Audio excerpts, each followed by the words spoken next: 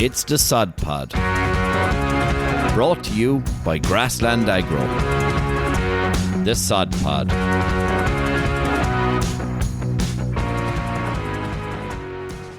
Hello, and welcome to episode 15 of the Sod Pod. This is part 2 of our professional workplace students. Today we're joined by 3 more people. We've got Sean O'Sullivan, James Downey, and Edmond Casey, all 3 from Cork, and all 3 doing the same course, agricultural science, and that's coordinated by Professor Frank Buckley. Sean O'Sullivan, tell me about yourself. So I'm from Edmond in County Cork, and I'm studying ag science in UCC. In third year now, so going to fourth year in September. So we're on placement now since Christmas. We did just over 4 months placement on a dairy farm, and then straight into industry placement with Grassland Agro. You from a dairy farm, Sean? Or yeah, from a dairy farm background in Edmond, so it'd be kind of mid Cork. Yeah. And the reason I went to UCC is it was a new course in 2019 when we started. So myself and the 2 lads are the first hopeful graduates anyway. Not a bother to you. So it was in UCC, and we were kind of joined in with Teagasc Moore Park and Teagasc Clonakilty as well. And James Downey, talk to me. Yeah, I'm same as Sean, going to UCC doing agricultural science, the first year of the course. I'm from Macroom, County Cork, down the banks of the River Lee. I went to County College and decided to do agricultural science. I was half thinking of going to Ward for the Tralee first, but when the UCC course came up, I decided to put that down. Didn't think I was going to get it. Was delighted when I got it, just for the convenience, more or less than anything. Sure, I'm commuting in out of Cork every day, which is very handy. Can milk cows there in the evening. We're milking cows at home, making about 120. Lovely, yeah. British region, Norwegian right crosses. We're on very dry soils. We're shagged at the moment, feeding silage there for 4 weeks. Yes, yeah. 0 grazing second cuts and stuff, and for sure, can't have it everywhere. Really enjoying the course, learning a lot about farming, learning a lot about the science of farming. There's a lot more to farming than you think about it. Yes, yeah. There's a big future there, I think, but a long road ahead to get things to where we are. We've been on, as Sean was saying, we've been on placement. We've been on farm placement since February. We're on farm placement for 18 weeks. So I was on placement on a big dairy farm not too far away from me. So that was very interesting. Did a lot, learned a lot about grass, got to see a good bit of a different system, a low cost system with Jersey crosses. It's good to see something different and good to compare with at home as well. Then we came to Grassland Agro, so we're on our 10th week now, 2 weeks left. Really enjoying it, really seeing a different side to things other than farming every single day. Learning lots, meeting loads of people and gaining a lot of people's skills as well, between ringing farmers and everything and meeting farmers every day. Yeah, which is always great for learning. And by last but no means least, we've Edmond Casey. Ed, how are you going? Doing great, lads, and yourselves? Great. Yeah, my name is Ed Casey. I'm from Rochestown in Cork City. We're farming there actually inside in the city bounds. We've about 110 Friesian Holstein cows. We would have had a bit of tillage and a bit of beef in the past. We've been kind of focusing more on the dairy recently. I'm also a beekeeper. Same as the 2 lads. I joined UCC there in 2019 as an undergrad. We're in our 3rd year of study. Just finished our farm placement, I suppose, with about 2.5 months. Now I'm delighted to be with Grassland. That's starting to come to an end, and I'm looking back on the experiences we've had and really, looking at how we enjoyed it. Ed, go back there on beekeeping. Yeah. I didn't see that coming. Carry on there on that. My mother's father, my granddad, he was a beekeeper, I suppose, since the 1950s, and when he started to get a bit older, I decided I'd take it up as well. So I started during the COVID actually, and I kind of taught myself as much as I could off the internet first, and then I got involved with the Cork County Beekeepers Association. Mm-hmm. They teach a lot of classes and courses, and since then I've had between 5 and 10 beehives on the go. The nature of bees is that sometimes you'll have more, sometimes you'll have less. They die like nothing else. Yes, you could look one way and the poor fellas are goosed, like. So there's a lot of management in them, but it's just kind of a hobby of mine, and I've always had a very big interest in biodiversity. I've been involved in Birdwatch Ireland on and off, and it's something that I think having the bees really helps you tie farming in with nature, and I think that's great. That's brilliant. I have a brainwave, right? I'm just thinking cows produce milk, then you have bees produce honey, honeycomb ice cream. Oh, I love ice cream. I'd be more of a mint choc man, but honeycomb ice cream, yeah, you have something. I'd like be that. fond of the honeycomb, so I would. I think it's really interesting, you know, because I would have came across a few of my customers in the past would have given me a couple of jars of honey and talked me through the process and just explain, like, you know, obviously we know that bees produce honey, but, like, you know, how do we get it from the hive or whatever you call it to the jar to on top of the porridge? So yeah, I suppose the first thing to remember is that there's a lot more bees in the hive than you think. So there can be anywhere from 10,000 to 50,000 in one hive, and there's one queen. She lays all the eggs. The workers then, their job is, when they're young, they look after the baby bees and the eggs, and when they get older they leave the hive in search for nectar and pollen. So you'll always see flowers in the countryside and you might ignore them, you know, but when you're a dairy farmer and you're constantly involved with nature, you tend to notice these things. You tend to notice when things are flowering, like blackberries, you know, and when you've bees, you become aware of what nectar is good, what pollen is good for bees. So the bees will go out, they'll collect their pollen, their nectar, they'll bring it back to the hive, they'll then pass the nectar from one to the other, literally mouth to mouth, and dry it out, add enzymes to it, and then they put it inside in those little honeycomb cells, the hexagons that you see so commonly on cartoons and on pictures for children. They're put into those, and the bee will sit on top of that. She'll beat her wings very, very quickly in the attempt of actually dehydrating that nectar and turning it into honey. And she'll stick a cap of wax on top of that cell then, and she'll leave it there for a couple of weeks or months or whatever until it's mature. And then during the winter, in the natural process of things, that'll be opened and she'll use that. But in beekeeping, our aim, I suppose, is when we're coming into winter, you can look at your beehive and say, right, they've plenty of honey, I can afford to take a bit off. So you'll take a frame out, which is a literal timber square with the comb inside it. You'll take that out and you'll get a knife, scrape off the cap and put it into a centrifuge, and you'll spin it out and you'll have your honey out of it. So I only, at home, I just use it for myself, but there are plenty of people making a great living out of this. Yes, yeah. Brilliant, fair enough. That's I'm just looking there, James Downey, you're nodding your head away as if you have some sort of knowledge of bees there, or are you just nodding? Well, my grandmother used to have them years ago.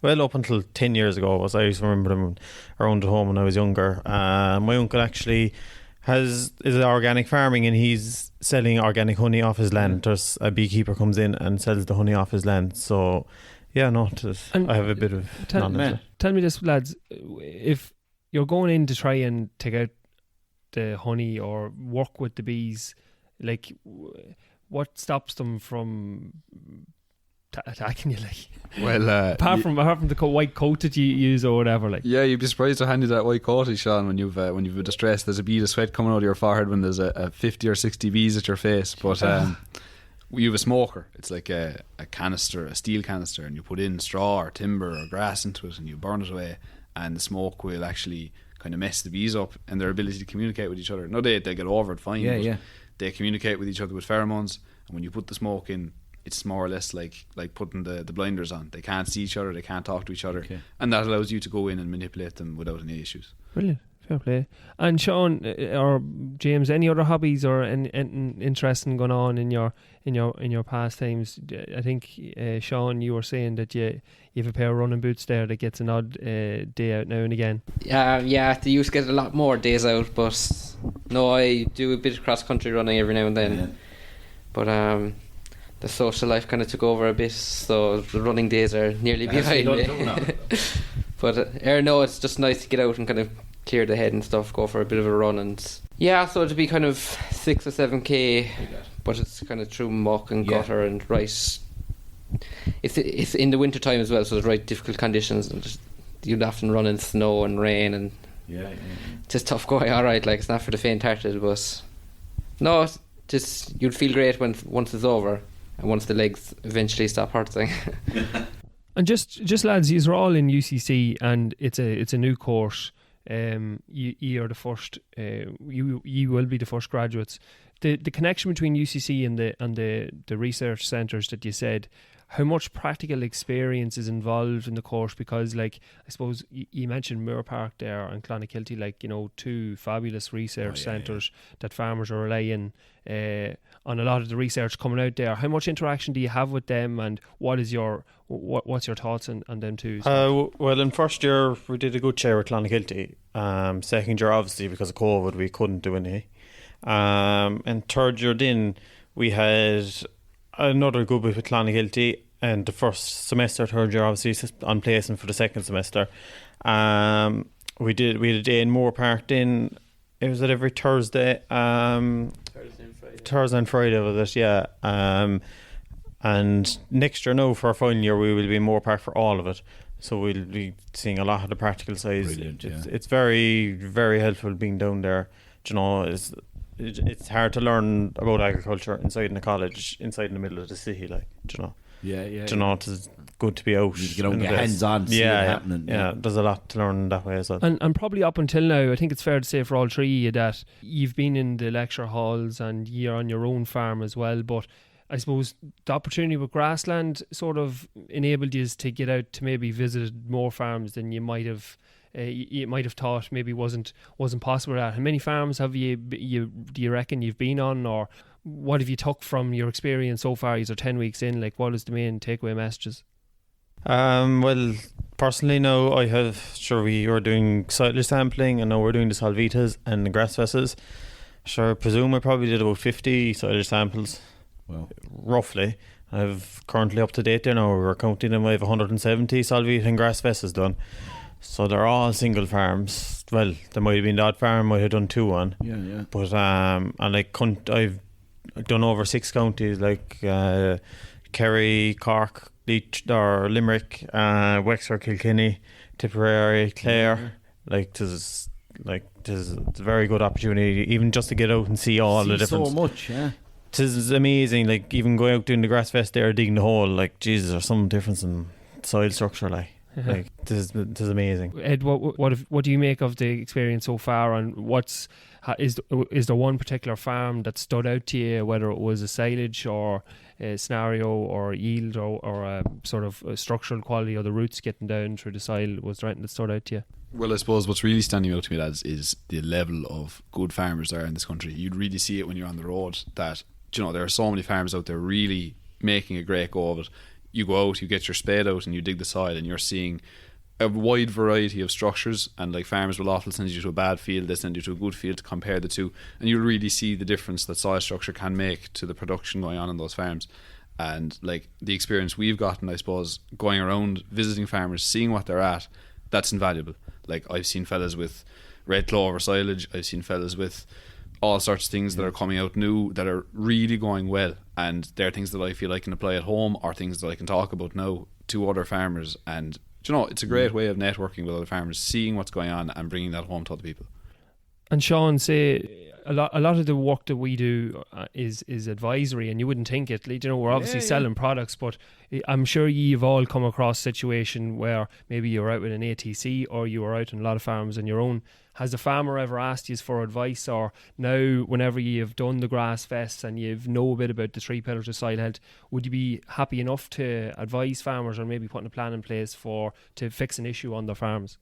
Yeah, well, like the lads were saying, we covered a huge amount of areas, and like you're going into farms, some farmers might be milking 40 cows, the next farm you go to they could be milking 400 cows, but at the end of the day, like they all need this, like they all need to grow their grass and they need to feed their cows, and it all goes back to the soil biology, like, and you're trying to work out the best way to get the most out of the soil without having to put in too much artificial fertilizers and stuff. And that's the way policy's going, and that's it is, like, say with your government policies, like there is cuts coming, and there is going to be more and more restrictions, and it's getting harder to grow the same amount of grass. So like with the sustainability program and the Solvitas, it's you're testing your soil for your bacteria and your carbon and your nitrogen, and it's trying to get the most out of the soil, to use what's in the soil for your own advantage, really, to grow the grass, to feed the cows. So yeah, but as James was saying, like we were in Cork, Kerry, Tip, Watford, Wexford, Limerick, the whole shebang now. So, and another point there is going to say, like, a lot of the advice at the moment, like what or even Grassland are doing now, is really pointing out the issue, like you can't give a blanket advice to this country. No. can't. Like at home, we're farming now in the banks of the Lee. We've about 6 inches of topsoil, rock underneath, varies. 10 minutes up the road, up in Ballinagry, like your big deep soil, black soil, like growing loads of grass this time of the year now. Like come 10 minutes down the road in, we've nothing burnt to the cinder. Yeah. Like you can't compare like to like same with like sure in the winter we could have cows out in February. They mightn't have cows out until well after Patrick's Day. Like you just like advice needs to be personal, and every farmer knows their own soil better than anyone else, and it's just it's a big thing. Like you farmers do get very worked up on thinking, oh, the lad 10 minutes down the road there has his cows out and I can't. And like I think it's a big thing that farmers need to be given separate advice for their own soil type and everything. Yeah, because sometimes farmers would say, they consider themselves a bad farmer if Jimmy up the road has the cows out. But as you says, 10 minutes, we get into a car, 10 minutes up the road is completely different soil type, like, so different management practice. You needn't even go 10 minutes, like even on the one farm, one side of the farm, there could be 3 or 4 different types of soils on the one farm.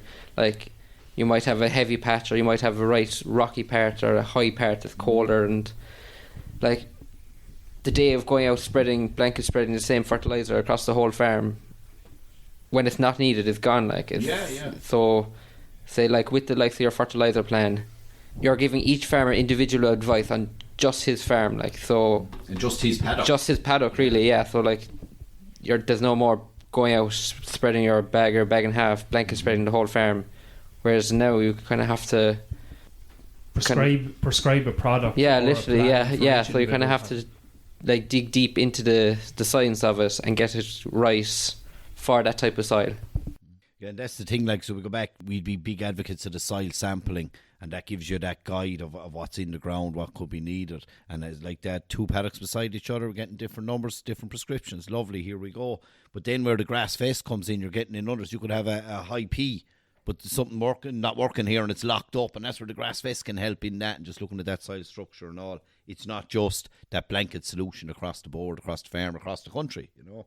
Edmond, if you were in front of a gang of 6th years there now and they're thinking of stepping into the world of agricultural courses, what would you say to them today about ag science below in UCC, and what recommendations would you give them, and why should they take that course? Well, look, I'd say that Cork has had a very long history with ag, and especially with dairy. So I suppose Cork, we have to claim it as the capital of dairy, lads. I'm afraid we'll have to take that from you. The real capital. The real capital, and definitely the capital of dairy, and even I would argue of beef and tillage in parts.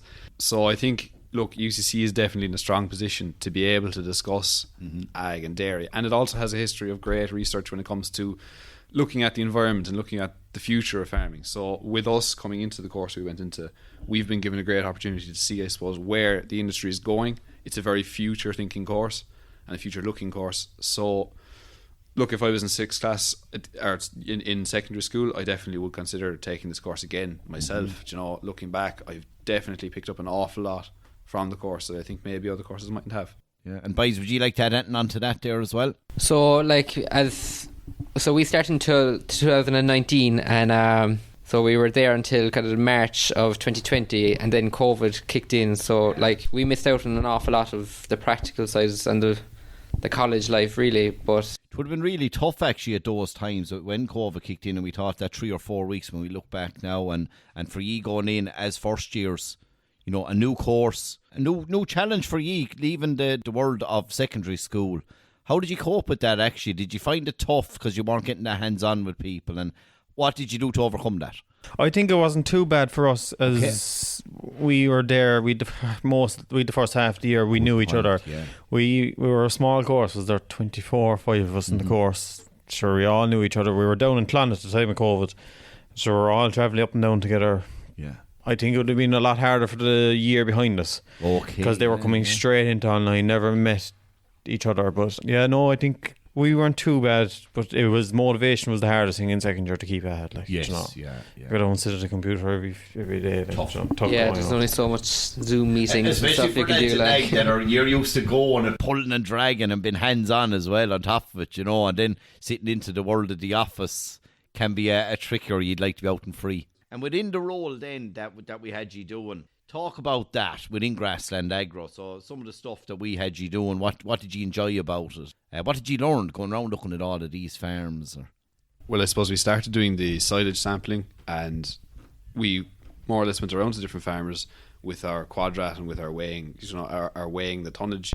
We looked at nitrates, we looked at sugars, and for me, it gave me the eye, and it trained me into what's a good silage crop versus a bad one, because it's actually hard to tell just looking at a crop what's there. You really have to get out on your knees and get out with your clippers and weigh it and see what's there. And I really picked that up, and I've kind of been applying that now to my own farm. I'm cutting and weighing when I'm grass measuring, looking at all that kind of thing. And I've met a lot of other farmers who think that that's the best way to do it. Cut and weigh, get out there, and you have to get out there and look at the grass, look at the soil. As the lads were saying, you have to really be involved in each field in your farm. Another big thing, not relating to agriculture at all, is people skills. Like, geez, I'd hardly talked to Chinese takeaway on the phone before, sure, we're going out ringing 8-9 farmers a day, and farmers now, some of them are sound out and some of them aren't, and you have to deal with that. This is really out. We're really being put out there, arriving into the lads' yards, dealing with lads, dealing with every kind of people, different parts of the country and everything. I think we really gained a lot of people skills. And especially dealing with everyone in the company as well, replying to emails, filling out forms, and having to be reliable as well. Yes, with no one, like in college, you can I'll get that off someone there in the morning. You can't do that here, And I think not that you would have done that in college, but no. Other lads you might know, be asking you for the stuff, obviously, yeah. But with the job entails a lot of relationship building, like you said. You know what I mean? You have to be able to go. You obviously have an understanding of how a farm works. What motivates the farmer, because you are all from a farming background yourselves. But I think it's a great experience for you coming out. You've obviously been talking to people like-minded like yourselves, young students, farmers, sons and daughters, that in a lot of cases you haven't maybe full control of the farm yet, but you're getting the experience. You're talking to people who's controlling businesses. You've been on 100+ farms and picking up small snippets that potentially you can take back. And the silage measuring is a key one, because we often use, or have used in the past, generic advice that it was a 5-ton crop that we were growing across the board, but we could have one crop that was an 8-ton or 9-ton, one was 6-ton. There's a 3-ton difference there. Why is there a difference? We go out, we look, we dig a sod, we look underneath, and we try and problem solve. That's what we're doing. The biggest thing I found on the road is, don't tell a lad what time you're going to be to him, because you could go into one yard and you might spend 10 minutes in the yard, do the grass vest in your Salvita and out the gap. The next place you go into, then you could be there an hour and a half. I went to a place there this week and I landed on, and I was brought in for the breakfast and all, so I spent about 2 hours there trying, and farmers are more interested now, say, than they were 5 or 6 years ago in the science side of things, and they're really interested, and it's the way forward. It's just part of farming now. It's the new way of farming. So John O'Loughlin did tell me that you're a good man for the spud, Sean, but you're obviously a good man for the breakfast as well. Any bit of grub, I get kind of cranky once I get hungry, so I suppose another thing with agriculture is it's a very different sector than anyone else, really. A lot of farmers are alone, on the farm every day, and seeing people. Now you kind of have to sell yourself before you come into the yard. That you're you have to be at one with the farmer. If you start talking about the weather or how cows are going or whatever, it really helps you come in touch with the farmer. You can't just land into the yard and be like, oh, I'm going down there doing a Salvita. You have to be at one with the farmer as well. And that we have gained a lot of skills in that as well, I think. Which is great. And I think that's the beauty of farming, is that community feel. It's always been there. They love telling their stories. We love to share our stories. And what's this lad at? And I might have a look at that. And what's the story of this? It's a real community feel. Like that, you called in having the breakfast and all these pieces. I just think it's such an advertisement for farming. When we look at the pressures that maybe the media are putting on us and stuff like that, based on emissions and things like that, it can be quite frustrating, because the simple fact is we travel the world and we see advertisements for Discover Ireland and the whole lot. And what's in the background? It isn't big city skyscrapers. It's our green fields across rural Ireland. And they're not there if we don't have farmers. And that's why they are the custodians of our land. And another thing, I think, if I took an RT presenter around with me to every farmer we've been on, and put it on the news in the morning, there'd be a whole different eye to farming. There's Exactly. some amount of good farmers out there, and Unbelievable. like they'd always been on about pollution and all this. Like, it is happening, but there's an animal cruelty, whatever. Very rarely though. Yes. Like, the amount of farmers I've been to, if that was recorded, like, I've only been here 10 weeks. If that was recorded and put out in the media, there'd be a whole different concept of farming. Like, So, James, you want to be the next presenter of Nationwide? not really, no. Ear to the ground. And just a second, what James said there, like, you'd really see farmers are very conscientious in what they do. I've seen cows in great condition all summer long, and like, fellas might be tight to feed, but they are going to look after their cows. Yeah. They're going to look after their ground. Farmers are great in this country. They really know what they're at, and they're educated at it as well. Lads, that was brilliant. It was really great to have you on. I want to thank you for all the work you've done with Grassland Agro. There's 2 more weeks to go, so we'll work you hard for another 2 weeks too. Sean O'Sullivan, James Downey and Edmond Casey, it's been an absolute pleasure. Mind yourselves out there. Farm smart, farm safe. Hey, thanks for listening to the Sod Pod. We hope you enjoyed it. To find out more, head over to www.grasslandagro.ie or check out our social channels: Facebook, Twitter, Instagram, LinkedIn and YouTube. That's all for this episode. See you next time.